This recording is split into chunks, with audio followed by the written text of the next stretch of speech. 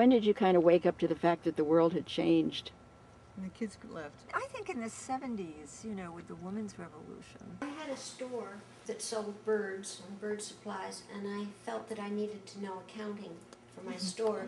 So I got an MBA. Hated business, so I got a Doctor of Education. Oh, so you really went that way. And then what did you do with your Doctorate of Education? I taught at Temple for quite a while, and I also taught at LaSalle. Mostly I taught teachers how to use computers.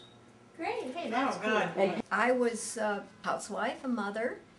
I loved history, but I had no thoughts about going back to school until I was talking to a young caddy. And I said, oh, I love history. And he said, oh, I am a graduate student at Rutgers. And the next thing I knew, several days later, I got a package. And this young man had found my name, had sent me all the information, paid $1.85. And I said, you know, I can't toss this away. So I drove to Rutgers, and there was a very embracing professor who encouraged me to come, and that's how I started. This was 1983. And I finished, it took me 10 years, well, it was actually 1994 when I finally got my PhD. And I, of course, didn't have a subject. My advisor, who's a very fast track and wonderful, he's called a cultural historian named Jackson Lears, he said, oh, somebody should do Oscar Wilde.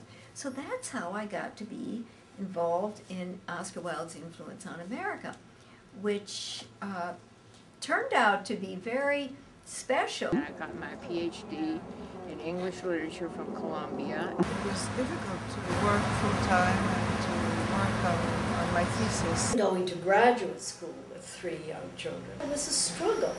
I went to Pace. I figured that was the only school I could go to at night because I was working. There were 3 of us in college, let me tell you. Even in those days, that was a drain. And you were working too? Oh, I was working as assistant superintendent of schools. Oh. So I went at night. 1970, my husband died very suddenly, and I had the 4 kids there. At the end of 1971, we came back to the United States, to Syracuse, and I then applied to law school. But I had to take the LSATs, and I didn't start until September of 72. And when I started, they told me they didn't really want me in this class. They said I only had a 3.5 or something like that from Vassar, and they were getting people who had 4.0s. And of course, I told them that in 1956, I don't think I knew anybody that ever had a 4.0, but great inflation, you know, through the years when I was not in college, had really changed the application process. So I did finish in the regular 3 years, and then I had to take the New York State Bar, and I had a classmate, a woman whose name is Linda Gibbs. She's now a judge in New York. And she said, well, Carol, you can't go home to your kids every day like you've been doing in law school, because you'll never pass the bar, which was true. So she said, you're going to come and live with me in my apartment, and you can go visit your kids at dinner every night. And so I had to hire somebody. So I hired a babysitter, whom all of my kids hated. That was terrible. They really did not like her. And I spent 6 weeks with Linda. She was a very tough taskmaster, and I would go visit the kids. So at the end, we had to go to Buffalo. You take the bar examination in the state of New York in different departments. So I was in the 2nd department, went to Buffalo, took the exam.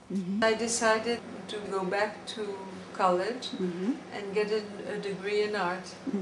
And so my son Guillaume accompanied me at the university, and they asked me at the university, are you coming to register your son? I said, no, it's the other way around.